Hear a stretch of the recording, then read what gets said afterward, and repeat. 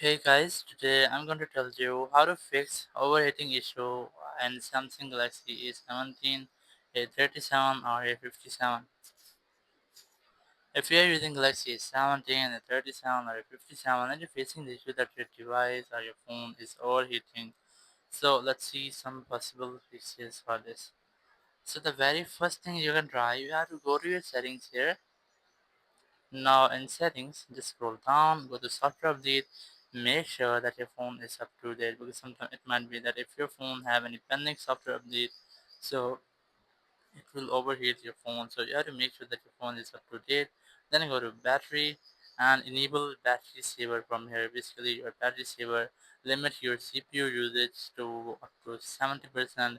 It also set your motion smoothness and also turn on your dark mode and screen time after 30 seconds.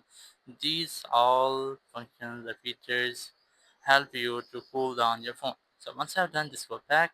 Now, if your phone is overheating on charging, go to the charging settings here, disable this fast charging. So basically, it will slow down your charging, but it will help you to cool down your phone.